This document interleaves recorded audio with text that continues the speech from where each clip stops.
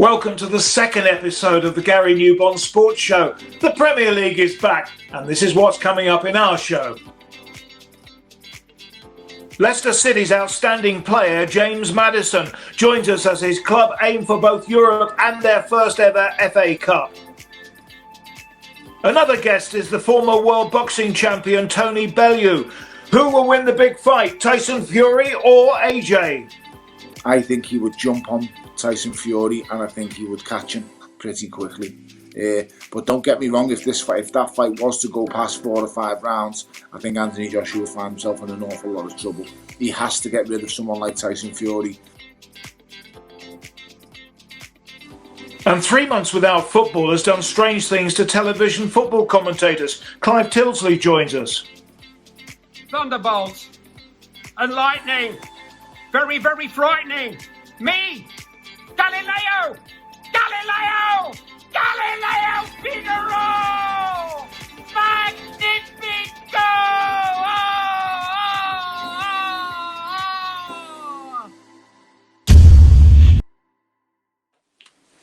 Clive Tyldesley is happy as anybody about the return of the Premier League season. I'll be talking to him a little later. But first, an interview with James Maddison, the exciting Leicester and England attacking midfielder. I asked him for a reaction about the return to action. Well, it's going to be different. I think the word to use is different. I mean, I'm not sure. It is going to be difficult for people, I guess, to try and get used to the new guidelines that we have to follow. But in terms of the actual football, it's just 11 players versus 11 players, you know, on the pitch. There isn't going to be anyone watching in the stadium. But in terms of the actual football, it's going to be the exact same. Two teams in different kits on a bit of grass trying to win the game. So I think we've got to kind of look at it like that as well, you know, because you don't want to be drawn into the whole, can they deal with the empty crowd or the more substitutions and stuff. We've got a job to do, and we've got to get back to business how we started the season. So that's our mindset, I think. The break, ironically, came at quite a good time for you, because I saw you last game when you beat Aston Villa at home 4-0, and you didn't finish the game. You were injured.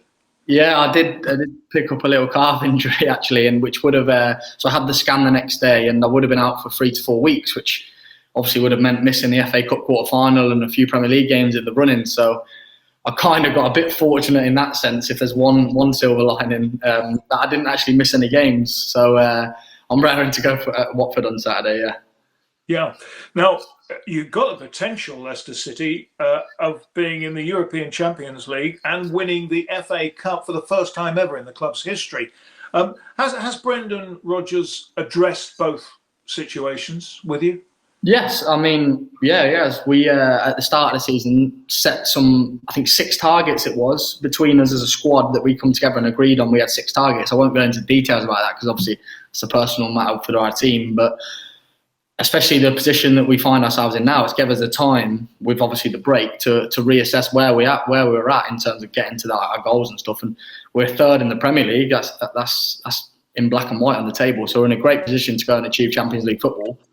So we're not going to kid ourselves about that. And we're in a quarter final of the FA Cup. So we're in a good position, but it's obviously still going to be tough. We have a lot of big games to play with a lot of teams in and around our position in the table. So we're not going to be complacent. We're not going to be anything like that. We're going to be hungry to go and achieve the goals that we set out. And I think you'll see that in our performances. You're in a very good position in the league, surely, because you're 8 points clear of 5th place. And the 5th place could get in Europe if Manchester City get disqualified because of the financial fair play inquiry that still hasn't been sorted. How do you see it? Well, yeah, no one knows about the Man City thing, so we haven't even looked into that. Can't go there. Because we've got a job to do, and that's as simple as that. That will obviously take care of itself. But yeah, we're not looking too much about how many points clear we are. We've got games to win. I think that's the best attitude to have, and it might be cliche for you to hear, because it's probably the answer that everyone will give you, but it's true, and that's why everyone says it. We've got points to win ourselves, and if we can take care of our own business and our own games and picking up enough points, we won't even need to look behind us, hopefully. So that's the attitude that we have going into the running. Actually, It's a nice change because most people use the cliche, we'll take each game as it comes. Yeah, So, I tried to do a little variations bit. on that, thank you. Just looking at the FA Cup, they're all Premiership teams left, which is a bit unusual because you normally get a team from another division. But I know that that's really important to Leicester City fans. I mean, 4 losing cup finals, 1949, 3 in the 60s, 38 years since Leicester in the semi-final, so all to play for with the Chelsea match. Yeah, definitely. It's a competition that we all love. It's a competition that our late owner Kunbichai loved as well and wanted to see us do well in. So yeah, we are very hungry in that competition, and we have a tough game against Chelsea. We'll make no mistake about that. They're a very strong side who've obviously got players coming back from injury because of the lockdown as well. So that'll be a very tough game, but that's a competition that we're really hungry to do well in, and we won't be taking lightly at all. So we really look forward to that game, yeah. Looking at Jamie Vardy, who's done really well again. I mean, he's 33 now. He's leading the Golden Boot, 19 goals. And we ought to talk about Kasper Schmeichel as well, because your defence is very tight, as well as scoring lots of goals with Vardy and yourself up front. Kasper's is second in the Golden Glove at the moment, 9 clean sheets. Yeah, Kasper's a top keeper, one of the very best in the league, in my opinion. And probably a little bit underrated, if I might say, because he doesn't necessarily get the headlines that many of the other keepers sometimes get, but I've never worked with a better keeper than Kasper Schmeichel. He is very, very good at everything, I think. I don't think he has a weakness, to be honest. He's perfect for the way we play as well. He's a very good shot stopper. He's very reliable, but he's also very good with his feet. If you watch his distribution, I think apart from maybe Edison, who's the one who really stands out at the top for Manchester City, I don't think there's a better distributor of the ball in the Premier League than Kasper Schmeichel. So I don't think he maybe gets enough props about that. But yeah, we've got a world-class striker in Jamie Vardy and a world-class goalkeeper in Kasper Schmeichel, and it will always leave you in good stead if you have them things, I think. I know it's a team game, but it shows because only Sheffield United and Liverpool have conceded less goals in the Premier League, and only the top 2 have scored more than you. Tell me about playing with Vardy. Wow, it's lovely for me being an attacking midfield player. I've said it in all my interviews as well. From the moment I joined the club, one of the big parts of me joining Leicester City as well was the chance, because I know the type of player I am, and I've watched Jamie Vardy in the Premier League for many years now. I knew me and him would complement each other, and I really hoped that we would build a relationship on the pitch and off the pitch that would make him and me thrive on the pitch, and that's been the case, to be honest, because we're very good friends off the pitch, and it shows on the pitch because we're on the same wavelength, and in training we've worked hard on stuff. And as an attacking midfield player, what you want from your striker is a willing runner, someone who can score goals, and someone who listens to what you want as well, and he ticks all 3 boxes. And I don't throw the phrase world class around lightly, but Jamie Vardy is a world class striker and should be rated a lot higher than what he is, in my opinion. I know I said that about Kasper, but definitely as well about Vardy, because he's the top scorer in the Premier League and he's at the age of 33, I think you said. So that shows you everything that he's about, and I'm sure he'll continue his goal scoring form when we kick off on Saturday. Yeah. Yeah, I mean, 19 goals is a lot. Just looking at your game, has Brendan Rodgers, who seems to have galvanised the team, has he brought your game on a bit as well? Definitely. In what way? I feel like a more all-rounded player now. I feel like I'm a more solid all-rounded player, whereas maybe before, even though last season I felt like I was in good form and I was scoring a few goals, getting a few assists and stuff, but I feel now, playing as a number 8 in a 4-3-3, which is what we play, I feel like I'm an all-rounded player now. I'm much better defensively. I'm much better tactically, because he has actually spent time teaching me the tactical side of the game. And obviously that happens with all managers. But I think Brendan Rodgers really gets satisfaction about watching his players grow and learn, and the better players we become, the happier it makes him. So he wants everyone to be better. He's hard on us, but nurtures us at the same time. He's a world-class manager, to be honest, and I only feel like I'm better and stronger the more I work with him. He's got a brilliant image, hasn't he? He's affable, loves the club, accommodates everybody. I always find him charming whenever I meet him. Yeah, he's a brilliant manager and a brilliant man as well, because I've had stuff off the field stuff that I've needed to talk to him about, and he's been there for me to be able to go and knock on his door, and his office door's always been open, and we've had long chats about personal things outside of football as well. So I can't speak highly enough of him as a manager and a man. So long may that continue, our relationship. Yeah. England, 1 cap so far. I was looking at all the midfield players. There's terrific competition for a place there. I can think of 12, including yourself, really top class midfielders. Yeah, competition's tough. I mean, that's a good thing for England fans. I mean, going forward, we want that competition if we want to be successful at major tournaments. But the thing that I always say about England is I can't control whether I'm going to get picked for my country or selected in international camps or whatever. I can only control my form for Leicester City and how I perform for Leicester. So, and hopefully they come hand in hand, because if I'm performing for Leicester City, then hopefully I'll be getting selected for the England team, you know. So the 1 cap so far, best moment of my life by a mile. Most proud feeling I've ever had. I remember seeing my family afterwards and just my dad and my mum being emotional wrecks, you know. But it was the best feeling ever, and I want that feeling again. I want to represent my country as many times as possible, so I can control my Leicester form, like I said. So hopefully keep myself in tip-top condition with Leicester, scoring goals, creating chances, all of that I can do, and then hopefully the rest take care of itself. Yeah. James, you're certainly doing that and playing very well. And, you know, you're 23 as well. You've got a great future ahead of you, obviously. November 2014, your first professional contract with your hometown club, Coventry. You didn't actually make your championship debut till early 2017. 2018, before you make your Premier League debut. I mean, it's been pretty... I know it seems a lot of games to you because they're crammed in. There's a pretty meteoric rise, really. Yeah, and I always say there's no right or wrong way. There's no right journey you can have or wrong journey you can have. But I think my one's a good example. I've worked kind of my way up, you know. I was in League One with Coventry. I got a move to the Championship with Norwich. They're a Premier League club when I signed, but obviously got relegated when I actually went there in the summer. Didn't actually couldn't get in the team, so I went on loan to Aberdeen in Scotland. Then forced my way into the team in the Championship, and then got a move to the Premier League and then played for my country. So I've kind of done the all level kind of thing. So it's been, sometimes I have to like take a step back, and obviously lockdown has actually allowed me to do that, because when you're a footballer, I always say it's hard to actually take a step away and think about what you've achieved or how far you've come, because you're always thinking about the next game, the next goal, the next target kind of thing.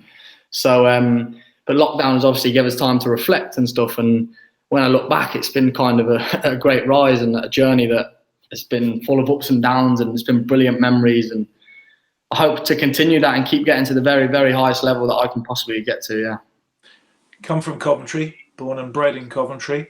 Must be very pleased for Mark Robins and his Sky Blues getting promotion. They've had an amazing 3 years under him. Yeah, absolutely delighted for the club. I mean, it's nothing more than the club deserves. The club has had such a tough time, and obviously it's been such a tough ride for the Coventry fans, and I'm so happy to see them back in the Championship, because Coventry City is a massive club and a club that's very close to my heart, being from Coventry. So I'm delighted to see them back in the Championship, and it's nothing more than they deserve, because they've had a fantastic season. Obviously, what's happened has happened. So I think rightly so that they're the champions of League One this season. And at Norwich, Daniel Farke gave you your big opportunity there. You must be sad. I mean, I don't think many people think, if anybody thinks, they're going to beat the drop now. So that must have, in reverse, left you with a little sadness to see them go down. They're not down yet. There's always a chance. No, I know. To say never. They haven't got to play any of the 8. It's a big job to do that now, though, isn't it? Yeah, it is. Yeah, they haven't got to play against any of the top 8, I don't think, in their remaining games. So that they'll be playing teams in and around them. I mean, listen, if every Norwich player and the manager had that attitude, they definitely wouldn't stay up. So they've got to kind of, and people and fans of Norwich like I am, have got to kind of have a little bit of hope. I'm not writing them off just yet. I mean, we obviously haven't got to play them again now. So I really hope they can stay in the league, because it's a fantastic club. And I know, like you said, it is a very tough ask because they are at the foot of the table. But Daniel Farke is a fantastic manager, and a manager that I had such a great relationship with. So I'm putting all my trust and belief in him and Stuart Webber, the squad director, that they can hopefully get Norwich out. Mr. Maddison, I stand corrected. I'm happy to go with that. Thank you. That's okay. Leicester City. I don't know whether you know, I followed them since I was 6, believe it or not. My grandfather was evacuated in the war right near the ground. And these are great times. We'd never won the league, the old Division 1 or the Premier League. We won that. And now this club is really going. I have to say, it's a very happy club. I hope you're happy there. And the owners have been absolutely fantastic with a state-of-the-art training ground opening in the summer. Yeah. How have you found it? Oh, I've loved every single minute of being a Leicester player since I joined in 2018, I think it was. I mean, I was so welcomed into the club, and I said I think it must have been maybe 7 months into my first year, and I said I said in an interview, I feel like I've been here years. I feel like part of the furniture, because that's how you're made to feel when you join, and that's kind of just an unwritten rule in the club kind of thing. Because now every time a player comes, we all make him feel welcome, whether it's a new member of staff, whether it's a new player, a new physio, a new security guard, whatever it is, we make them feel welcome, because that's the Leicester way. And it's just a fantastic club full of fantastic people, and I'm thoroughly enjoying every minute of being here and representing this brilliant club. So yeah, really enjoying it. I'm really, really happy. And I'm really happy you're on our programme, and thank you so much for your time, James. James Maddison, besides being a very good player, also a good talker. Let's bring in Clive Tyldesley. Clive, welcome. First of all, what about Maddison as a player? I think he's a really good player, and as we heard there, he's got a personality, and I think that's important in the part of the field that he plays. Inevitably, as an ITV commentator, I tend to look towards the future with England as much as with his club. We haven't yet seen him in an England shirt or in a senior England shirt, and he's got a lot of competition in that part of the field. But I think the fact that he is a personality means that he will probably have the capacity to handle the extra pressure that comes with putting on a national shirt. Besides an amusing take on Queen, which we saw at the top of the programme, and besides teaching your wife or listening to your wife, Susan, making the lasagna, what are you going to be doing professionally now? Because ITV obviously have got a long wait before England play again on our screens. I think the way of modern broadcasting, and we've worked together at ITV for many years, and there was no suggestion that we could branch out and do a little bit for Sky and maybe a little bit of radio at that time. The exclusivity of contract was everything. That's not the way in the 21st century. And so I've worked for about 6 different platforms this season alone. I've done commentaries for NBC in the States. I've done world feed commentaries, which are heard literally all over the English-speaking world. And now I'm doing some radio again, returning to my roots. And this Saturday, I'll be working for TalkSport on the West Ham United Wolves game live at the London Stadium.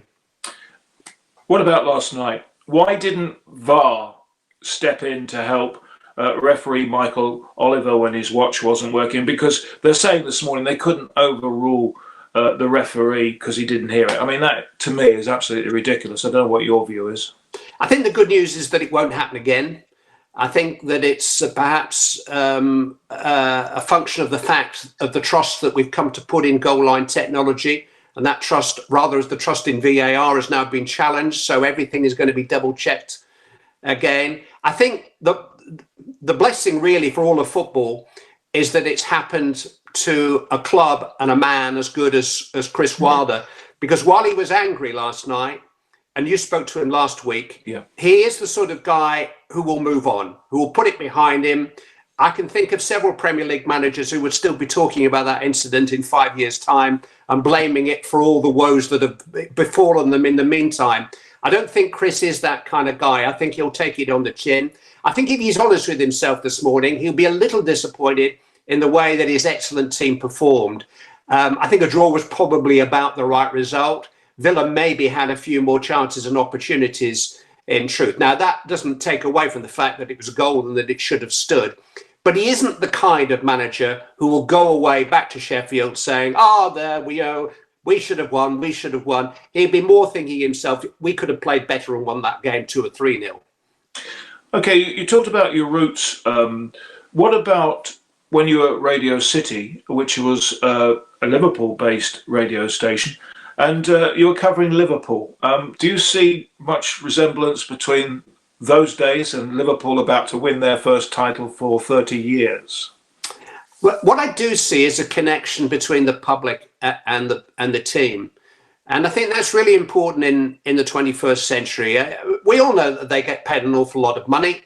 It makes us a little skeptical, a little cynical at times about their motivation. But Liverpool have handled themselves as well off the field as they have on the field. They've got a really, really good captain, Jordan Henderson, who kind of gets it. They've got a manager who's a perfect match, not only for the football club, for the city also. You know, there's an element of Bill Shankly about him, which I was fortunate enough to spend some time with Shankly. And that connection, they've got a Scouser at right back, which I think always helps with a team like that where the public is so involved with the team. They can almost see themselves in Trent Alexander-Arnold. So I think they're not only going to be worthy champions in terms of what they've achieved on the field, they're going to win the Fair Play Award. They go about things the right way. I know it's very tribal, English football, and it's going to be difficult for any Manchester United fan or Everton fan to applaud them. But I think actually, if you take a step back and try to look at it, they are going to be really worthy champions. So when they've got, because Manchester City won last night, it's going to go on a bit. They need 2 more wins, don't they, Liverpool? They were at Goodison Park on Sunday. Then they're at home to Crystal Palace next Wednesday. And then on another Wednesday, July the 2nd, they're at Manchester City. When do you think this will be done? I don't know. Liverpool didn't play very well from the turn of the year onwards. Funny enough, the night that they went out of the Champions League to Atletico was probably the best they played for, I would think, since they won at Leicester in the opening week of the year. So they had hit, not a wall, but they are a wonderfully committed team. They're a team that can win games in 5 or 6 different ways, and that is one of their great qualities. Watching Manchester City last night, I think they might just be the best empty stadium team in the world. There is a feeling of a practice game about this, whether we like it or not. And they're probably the best practice game team in the world, because when it comes to technical skill, knocking the ball about, bringing the likes of David Silva and Kevin De Bruyne into the game, I wonder whether Liverpool could match that without the atmosphere and the blood and thunder that we're used to. I think certainly at Anfield, and even actually at the Etihad, I might even back Liverpool to beat Manchester City in a one-off if that was happening in front of 40, 50, 60,000 people tomorrow. But in front of nobody, I think that cold, cool, technical ability, Manchester City might just have the edge over them. So it wouldn't surprise me if City beat them at the Etihad because of what I've just said. But I would fully expect Liverpool to be over the line and quietly celebrating long before then. And I hope actually for the season that they played, remember they've already won 2 trophies, 2 significant trophies. I hope they do finish the season strongly and that it doesn't tail off because the motivation has gone. Clive, thanks. It's been a long while since we worked together, actually. Since my ITV days, I went on to Sky Sports then, and it's a pleasure to catch up with you. You're still in great form, mate. Great to see you too, Gary, and stay safe, everybody. Some interesting words as ever there from the top football commentator Clive Tyldesley. Some more interesting words coming up in just a moment from the former world boxing champion Tony Bellew. Here's a taste of what's to come. I was always just labelled as a mouthy scouser, and no one thought I was much of a good boxer or what have you. So I had to not create a persona, but I had to, you either had to hate me or love me. I had to make you notice me, and that's what I always understood with boxing. You know, sometimes it's got to be a good guy, sometimes it's got to be a bad guy. I don't mind which one you want me to play, as long as I'm going to get paid. Racism is understandably making big news at the moment, and the spotlight once again is on the lack of black managers in the English game of football. Jimmy Floyd Hasselbaink was a really good player with Leeds and Chelsea in particular. He won 23 caps playing for Holland as well. So, He takes Burton in his first English job to the League Two Championship, and now he can't get a job in the English game as manager. So, is it because of racism? I've applied for so many other jobs, you know, and now I don't know why, but I haven't been even called back, or I've had an email saying no, they're looking for something else, and yeah, it is difficult. It is difficult. I know several other black coaches, or wanted to be coaches, or wanted to be managers, who think, look, I'm not going to go and get my badges because I'm not going to get an opportunity anyway. So I'm going to take a different venue. I'm going to go a different way. So in a way, I can't say that there is racism, because I haven't spoken to the people who are in charge, you know, and they haven't told me why. But I do think that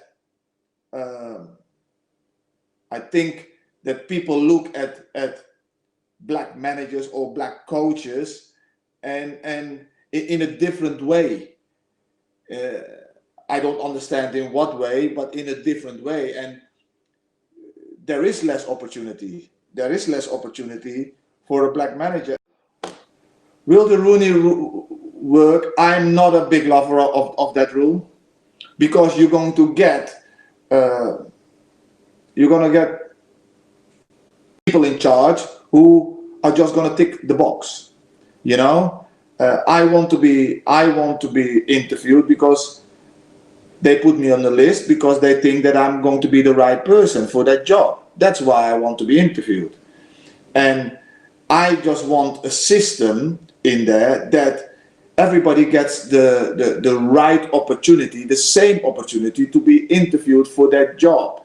And if I'm better than the other, whatever my color, whatever my background, I should get that job. If I'm not, then I should not get that job. That's something in those kind of lines. That's the kind of system that I want, you know, it being put in place. I want people to be a little bit more open-minded. Jimmy Floyd Hasselbaink, well, surely he's going to get a job in football sooner or later. We'll wait and see. I'll be interested to see how that one develops.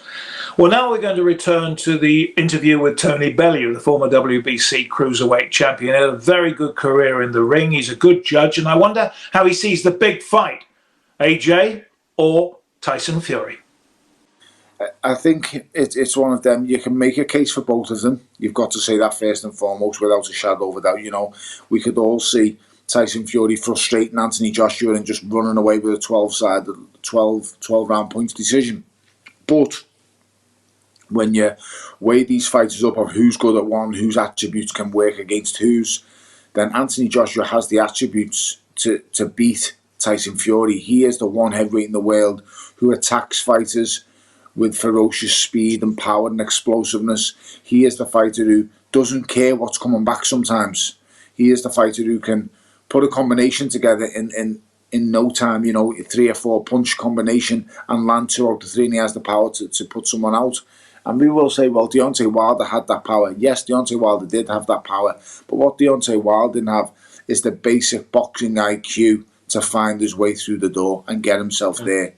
Anthony Joshua is an Olympic gold medalist. Anthony Joshua is a British champion. Anthony Joshua is a student of the game, and he's actually still getting better, Gary. So I would edge towards Anthony Joshua. I always said it. I just think styles make fights.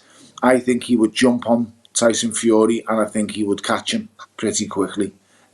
But don't get me wrong, if that fight was to go past 4 or 5 rounds, I think Anthony Joshua will find himself in an awful lot of trouble. Tony Bellew, who is a great Everton fan, of course, and had one of his big nights at Goodison Park. I really enjoyed watching him. Here's his thoughts on his career. The great thing about you is that you were involved in big money fights. I can't remember you ever ducking anybody, Tony. Thank you very much. Do you know what? It was very hard at the start of my career because I was always just labelled as a mouthy scouser, and no one thought I was much of a good boxer or what have you. So I had to not create a persona, but I had to. You either had to hate me or love me. I had to make you notice me, and that's what I always understood with boxing. You know, sometimes it's got to be a good guy, sometimes it's got to be a bad guy. I don't mind which one you want me to play, as long as I'm going to get paid. So I was just, I don't know, I went out there and I understood what the public wanted. I mean, it's lovely when two fighters come together, they shake hands and they say, may the best man win. Well, that wasn't going to work for me, in all honesty. So I understood the public out there, they want to see two guys who can't stand each other. They want to see two guys maybe have a roll around on the floor. One gives another one a slap, one throws a drink over the other one. It's people will say it's pantomime. It looks if when you're watching it on the telly, but believe you me, there's no pantomime when I'm in a press conference and I'm trying to annoy someone. Yeah. So I understood that's what made people tick and what made them buzz. I don't think it was until the David Haye fights where people really seen the other side of me. That because everybody thought I was just taking the David Haye fight for money. And don't get me wrong, a huge part of it was money, massively. Because once I'd become world champion, in an ideal world, Gary, I'd have loved to have just retired. You know. But the fact of the matter was, as I said to my missus, after I won the world title in Goodison Park, we wake up, it's bank holiday Monday, and she says, are you done now? Are you going to stop? And I was like, no, we can't stop because I'm so far away from financial security as was when we started. You know, we haven't paid for our house yet. It's not all done. And at this stage, I've done everything I could do. I've been British Commonwealth, European and world champion, and I haven't even bought my own house. So what I did say was, these next few years of my career, it's going to be purely about money. And I'm going to fight guys. Don't get me wrong, I'm never going into a fight where I don't think I can win, because I think I can beat everybody, as you always do. But I will make the correct fights for the correct money. And David Haye just had a huge target on his head for me. He wanted to play games back and forth with the banter and other stuff. But for me, I knew I could beat him. And when you speak to David Price later, David Price will tell you about the first time I ever met David Haye. We sparred together. David Haye paid us. I'd just won the 2003 or 4 ABAs.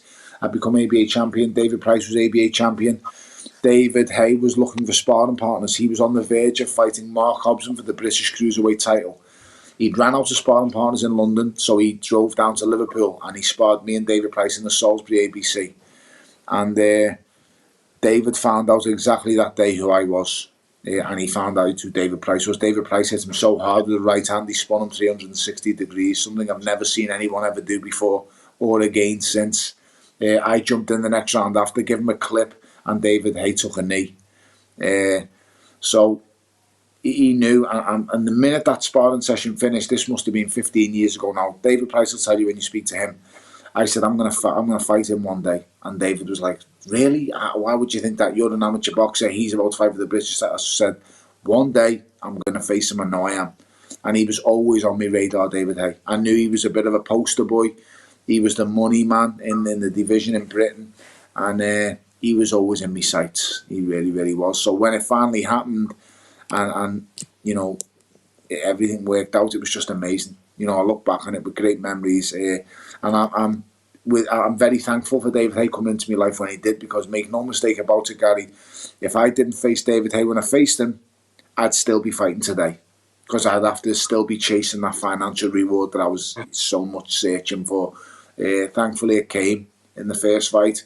I'd earned more in the first fight with David Haye than my whole career combined 5 times over. Really? And that's the kind of money that you dream of. Then for the rematch, I done the favour to him. It wasn't contracted, the rematch, but I gave him it because I said I would after I'd beat him. And then I went on and fought, you know, the amazing fighter who was Alexander Usyk. Yeah, they were both inside the distance, the wins against David Haye as well. I wasn't even had to go to the judges. It was over.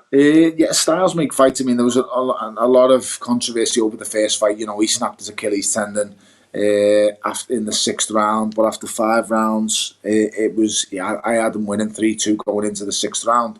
But I told the public and everybody who wants to listen, they all laughed at me. I always remember the journalist at the final press conference. David interrupted me and said, "You don't understand. You have no say in how this fight's going to end. You have no options. You can't do anything to me. I am the great David Hay. I will end this fight whenever I choose to." And I said, "Okay, David, don't worry." I said, what I'm going to say to you is, can you listen to this one without interrupting me?" And he said, "Go on, I'll give you your 15 minutes of fame." And I said to him, "Don't worry, David, because once I've defeated you on March the 4th, I'm going to give you a rematch." And the whole room burst out laughing at me. The media, even my own promoter sitting next to me, Eddie Hearn, was laughing at me at what I was saying, because he couldn't believe I was already planning for a rematch before the first fight had taken place. I mean, the bookies, the amount of people who own bookies, and the people from the likes of William Hill, Sport Pizza, Betfred, Dapper, all these betting companies said to me, "You cost us an absolute fortune that night." Because everyone had just wrote me off. And to be fair, David only picked to fight me because he thought it was going to be an easy touch. Yeah. And you know, like I said before, in the heavyweight division, once I went to the heavyweight division, I loved it. One of my biggest regrets was coming back down to cruiserweight. I should have faced Alexander Usyk at heavyweight, and he actually wanted to face me at heavyweight. But at this stage of my career, it was no longer about the money. It was all about the belts, and I wanted to face Alexander Usyk for all them cruiserweight titles. And I say he wanted a heavyweight fight, I didn't, and I just wanted them belts. Perhaps a heavyweight, it could have been a different script, could have been a different story, but we'll never know. And as for David Hay, like I say, I'm eternally grateful. I'm very thankful that he came into my career, gave me the opportunity when he did. I repaid him it, but you know, my family live a great life now, and you know, it's worked out quite well. You're quite shrewd on business as well, I hear. Yes. You got business. I'm okay. I like to keep my hands tight. You're very proud Scouser, aren't you, if I can use that phrase? Not trying to be derogative or anything, but that's what guys are known as. You're very proud. You spent all your life in Liverpool? Yes. Born and raised in the south of Liverpool, Wavertree, Toxteth. I was born in Toxteth, raised in Wavertree. I'm very proud of where I'm from. I really, really am, Gav. So I love me city. I'm a product of my environment. That's the best way of saying it. You know, I was raised on the streets of Liverpool, and that's why I am who I am today. Yeah. It's just, you know, I left school with no qualifications, and you know, you hope and pray something's going to happen for you. And boxing was it for me. I just always loved fighting. But as I say, I don't think I could come from anywhere else in the world and do what I've done. As I say, Liverpool is a place that encourages sport. Is a huge sporting city, whether it's Everton Football Club or Liverpool Football Club you support. But where I'm from, you know, Lodge Road, Wavertree, there was very few people who made it and done something with themselves. So in a square mile, I think there's about 3 or 4 of us. 2 of them are footballers. One's an MMA fighter who made it in the UFC. And who are they? So when I was growing up, there was a couple of lads. So Ross Barkley grew up about 400, 500 metres away from where I live. A boy called John Welsh was a footballer. He grew up around the corner from where I live. Then there was a boy called Terence Etam. He fought in the UFC. He's round the corner from where I live. And then there was little old fat boy me. And it seemed it worked out okay in the end. Yeah. You know, as I said, you know, for a boy who left school with no qualifications, teachers didn't think I'd be able to hold me temper or me nerve or whatever have you. I just plucked away, I stuck at it, and I determined as I was, I got there in the end. My thanks to Tony Bellew. Well, we'll be back next week, and I hope very much you'll join us. Now, if you're enjoying the show, I'd really appreciate it if you could spread the word on your social media. For now, goodbye.